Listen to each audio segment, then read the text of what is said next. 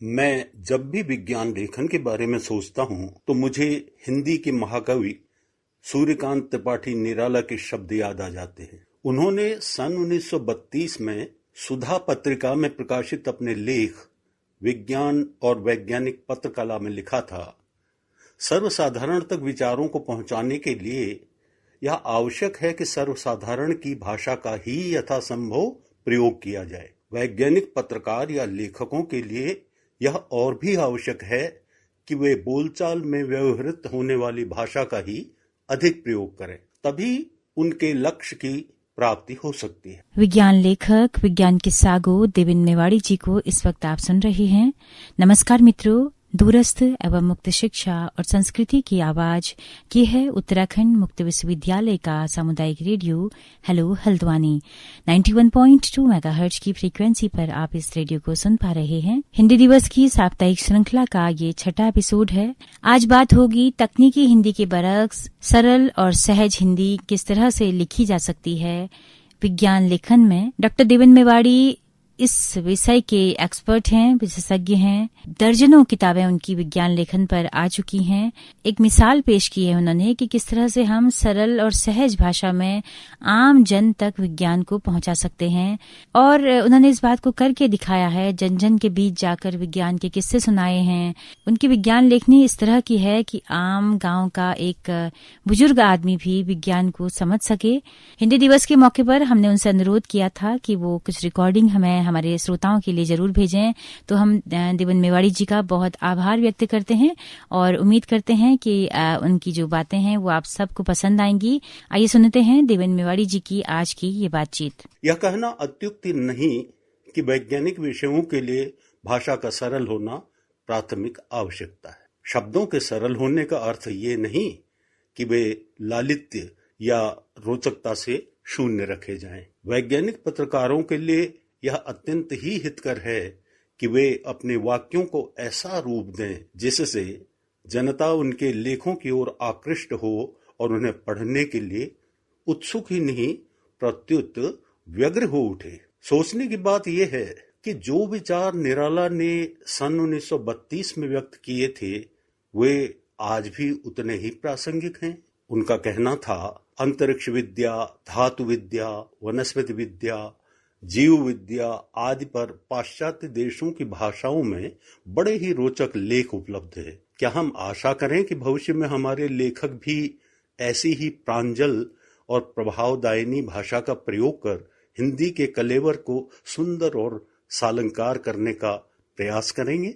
विज्ञान लेखन की राह चुनते समय कभी मैंने भी अपने आप से पूछा था मैं विज्ञान लेखक क्यों बनना चाहता हूँ, और इस प्रश्न का स्वयं ही उत्तर भी दिया था कि मैं विज्ञान लेखक बनना चाहता हूँ क्योंकि मैं जानता हूँ कि मेरे आसपास, मेरी दुनिया में, मेरी धरती और मेरे आकाश में यह जो कुछ है वह ऐसा क्यों है, इसमें जो कुछ होता है वह क्यों होता है। मैं एक बच्चे की तरह अपनी इस दुनिया को देखकर इसके बारे में जानना चाहता हूँ।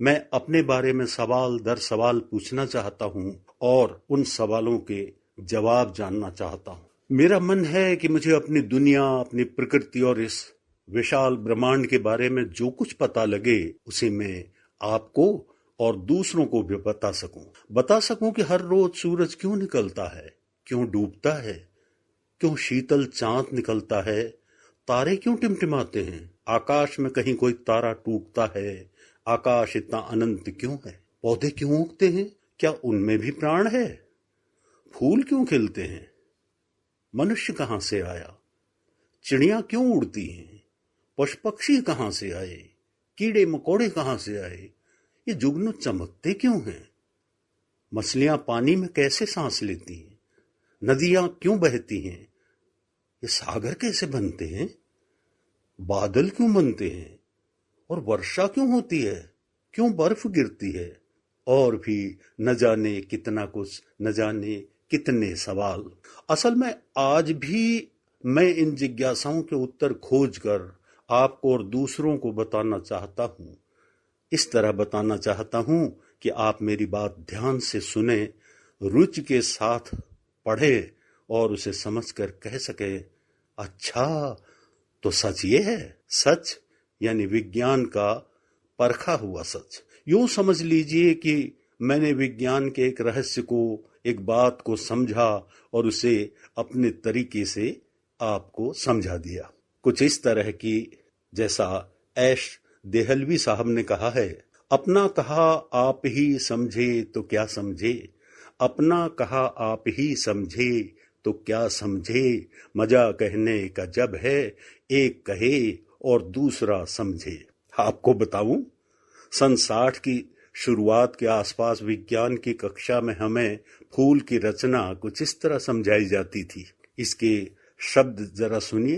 फूल के सबसे बाहरी अंग हैं बाह्य दलपुंज। उनके भीतर रंगीन दलपुंज होते हैं जिन्हें हम पंखुड़ियां भी कहते हैं। उनके भीतर फूल के नर जनन अंग होते हैं जो पुंकेसर कहलाते हैं।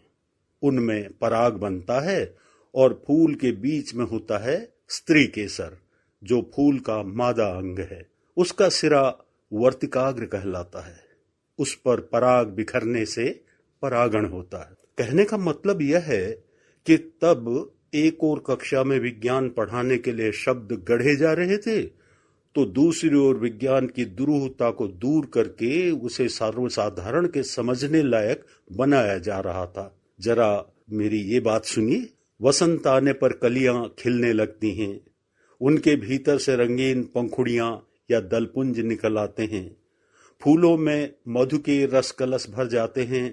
कीट पतंगे आकर्षित होकर फूलों पर आ बैठते हैं, उनका रसपान करते हैं, लेकिन तभी उन पर पराग भी चिपक जाता है। वह पराग उनके शरीर से वर्तिकाग्र पर गिर जाता है। इस तरह होता है परागण और फिर निषेचन। बीज बनने के साथ ही पूरी होती है पौधों की यह प्रणय कथा।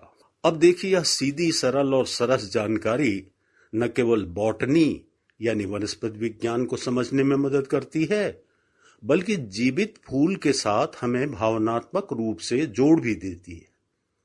मैं तो ये भी कहूंगा कि निराला की जूही की कली जैसी शुद्ध साहित्यिक कविता को भी यह हमें गहराई से समझने की समझ देती है। याद है ना आपको वे पंक्तियां? विजन वन वल्लरी पर सोती थी सुहाग भरी स्नेह स्वप्न मग्न, अमल कोमल तनु तरड़ी, जूही की कली दृग बंद किए शिथिल पत्रांक में। लोकप्रिय विज्ञान हम किसके लिए लिखते हैं? लोग यानी आम जन के लिए। इनमें घर और घर से बाहर काम करने वाले लोग हैं, गृहणियां हैं, खेत खलिहानों में काम करने वाले किसान हैं, कार्यालयों में काम करने वाले कर्मचारी, कल कारखानों में काम करने वाले मजदूर हैं, और हाँ, इनमें प्रयोगशाला से घर लौटे वैज्ञानिक और कक्षाओं से लौटे विद्यार्थी भी हैं। इन करोड़ों लोगों को अपने खाली वक्त में पढ़ने, सुनने और देखने के लिए जानकारी चाहिए। हम इस विशाल वर्ग को विज्ञान की जानकारी देकर इनमें वैज्ञानिक चेतना जगा सकते हैं। यह हमारी सामाजिक जिम्मेदारी भी है। हो सकता है आप जानना चाहें, आखिर विज्ञान लेखन मैंने क्यों शुरू किया और कैसे किया? आपको बताऊं, मेरा जन्म एक दूरस्थ ग्रामीण अंचल में हुआ, बिल्कुल प्रकृति की गोद में। मेरे पास पढ़ने के लिए प्रकृति की किताब थी। वहां केवल प्रकृति थी और उसमें मैं बीजों को उगते, पौधों को बढ़ते, फूलों को खिलते, कीड़ों को उड़ते, चिड़ियों को चहकते, बादलों को घिरते, वर्षा को बरसते, नदियों को उफनते हुए देखता था। जंगलों में जीवन की हलचल देखता था। प्रकृति के न जाने कितने रूप देखे जिन्होंने सहज रूप से मन में जिज्ञासा जगाई कि ऐसा क्यों और कैसे होता है। यहीं से हुई मेरे विज्ञान लेखन की शुरुआत। पढ़ते लिखते, विज्ञान की शिक्षा पाते हुए धीरे धीरे मेरी जिज्ञासा के उत्तर मिलने लगे। तब मन हुआ कि यह सब उन्हें भी तो बताऊं जिन्हें इनके बारे में पता नहीं है कि ऐसा क्यों होता है और कैसे होता है। अपने इस प्रयास में मैंने सदा ये जरूर ध्यान रखा है कि जहां तक संभव हो आम जन की बोली बानी और उनके मुहावरे में विज्ञान की बात समझाऊं। गूढ़ शब्दावली के बजाय आसान भाषा और रोचक शैली में बात कहूं ताकि वे उस बात को रुचि के साथ पढ़ और समझ सकें। अब देखिए, किसानों का ही उदाहरण लेते हैं। अगर मिट्टी की जांच के लिए हम उनसे कुछ इस तरह से कहें, प्रखंड से मृदा का प्रतिरूप एकत्र कर मृदा परीक्षण हेतु मृदा परीक्षण प्रयोगशाला को प्रेषित कर दें तो वे क्या समझेंगे बताइए। इस बात को यूं भी तो कहा जा सकता है ना, मुट्ठी भर मिट्टी उठाइए, हथेली पर फैलाइए। क्या इसे देखकर आप इसके गुणों के बारे में बता सकते हैं? नहीं साहब, बाहर से देखकर तो आदमी के गुणों तक का पता नहीं लगता, फिर बेचारी मिट्टी की तो बिसात ही क्या है। लेकिन वैज्ञानिक कहते हैं मिट्टी में भी अलग अलग गुण होते हैं। आप अपने खेत की मिट्टी जांच के लिए प्रयोगशाला में भेजकर उसके गुणों के बारे में जान सकते हैं। प्रयोगशाला में भेज करके जब उसके गुणों का पता लग जाएगा तो वैज्ञानिकों की बताई हुई वही बात जो एक जटिल भाषा में कही गई थी, वो एक विज्ञान लेखक की सरल, सहज और सरस तरीके से बताई गई बात से बेहतर ढंग से समझा देगी। यहाँ मुझे याद आ रहा है, एक बार मैं एक व्याख्यान सुन रहा था तो डॉक्टर जयंत विष्णु नार्लिकर कह रहे थे कि सार्वभौमिक गुरुत्वाकर्षण के नियम की खोज तो न्यूटन ने जरूर की, लेकिन विज्ञान लेखक और भौतिक विज्ञानी जॉर्ज गैमो उस नियम को न्यूटन से भी बेहतर तरीके से समझा सकते थे। ये फर्क होता है एक वैज्ञानिक की तकनीकी भाषा में और एक आम लोगों के लिए लिखी जाने वाली विज्ञान लेखक की भाषा में। पारिभाषिक कोशों और आम आदमी की बोली बानी में यही अंतर है। कोशों के शब्द जहां शैक्षिक स्तर पर विज्ञान को परंपरागत ढंग से विधिवत समझने में हमारी मदद करते हैं, वहीं आम बोलचाल के शब्द आम आदमी तक विज्ञान की बात पहुंचाने में मदद करते हैं। इस तरह आम आदमी को विज्ञान की बात बिना किसी बड़े शब्द जाल के समझाई जा सकती है। इसके लिए मैं एक काम करता हूं, जब खुद लिखता हूं ना तो ये काम करता हूं। जिसे मुझे विज्ञान की बात बतानी है, जो मेरा लक्ष्य पाठक है, उसे अपनी कल्पना में अपने पास बैठा लेता हूं और मन ही मन उससे बात करता हूं, या कभी ऐसे बात करता हूं जैसे उसे चिट्ठी लिख रहा हो। आखिर अपने माता पिता, भाई बहन या दोस्तों को चिट्ठी लिखकर हम अपनी बात साफ साफ समझा ही लेते हैं ना। उन चिट्ठियों में तो हम जटिल शब्दों का प्रयोग नहीं करते, है ना। तो अब अगर हमें गांव कस्बे में अपने माता पिता को चंद्रयान, मंगलयान या जानवरों के क्लोन, परखनली शिशु या सौरमंडल के बारे में बताना हो तो हम उन्हें उन्हीं शब्दों में समझाएंगे जिन्हें वे समझ सकें। एक बात और, विज्ञान लेखन के लिए एक और जहां लिखने का जुनून जरूरी है, वहीं लेखन की दशा दिशा देखने के लिए अग्रज तथा समकालीन विज्ञान लेखकों के लेखन को पढ़ना और गुनना भी उतना ही जरूरी है। तभी पता लग सकता है कि हम कहां और कितने पानी में हैं। और मन में यह रचनात्मक बेचैनी भी तो तभी पैदा होगी कि काश मैं भी ऐसा लिख सकता, या मैं इससे भी बेहतर लिखने की कोशिश करूंगा।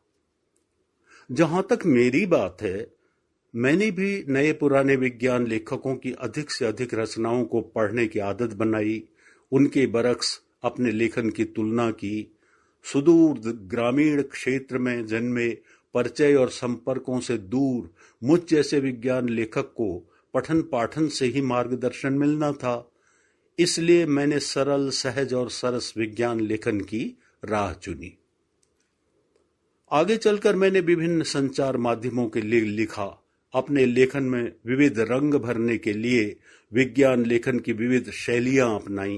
पुस्तकें लिखी, लेख और ललित निबंध लिखे, समाचार, फीचर, समीक्षाएं, जीवनियां और व्यंग्य लिखे, विज्ञान कथाएं, विज्ञान नाटक, विज्ञान डायरी और विज्ञान गीत भी लिखे, वार्ताएं दी, विज्ञान कार्यक्रमों की कंपेयरिंग की, इंटरव्यू लिए, पटकथाएं लिखी, वैज्ञानिक लेखों और पुस्तकों का अनुवाद भी किया। मैंने एक काम और किया, बताऊं? सोचा कि क्यों न आम लोगों, बच्चों और विद्यार्थियों के बीच जाकर उन्हें विज्ञान की बातें और विज्ञान की मजेदार कहानियां सुनाओ। मतलब उनके पास जाकर सीधे उनको ही सुनाओ। यह खुद अपनी परीक्षा की बात हो गई, क्योंकि कहानियां सुनाने के लिए किस्सा गोई करनी पड़ेगी और श्रोताओं को सरल सहज भाषा और रोचक शैली में कहानी सुनानी होगी। यहां तो कठिन पारिभाषिक शब्दों का कोई काम ही नहीं होगा। भाषा कठिन हुई नहीं कि श्रोता उखड़ जाएंगे। इसलिए ऐसी भाषा में विज्ञान की बात की जाए कि श्रोता आपकी बात सुनते रहें। चुनौती यह थी कि उन्हें ऐसे विषय की कहानियां सुनानी थी जो अब तक नहीं सुनाया गया था, यानी विज्ञान। मुझे साबित करना था कि विज्ञान हवा नहीं है, बल्कि राजा रानियों, बादशाहों और नवाबों के किस्सों से भी अधिक मजेदार है इसके किस्से। तो बस हिम्मत जुटाई और सुनाने लगा विज्ञान के किस्से कहानियां। रोचक भाषा शैली में सुनाए गए ये किस्से कहानियां उन्हें पसंद आ गए और मैं कई प्रदेशों के दूर दराज इलाकों में जाकर विज्ञान की किस्सा गोई करने लगा।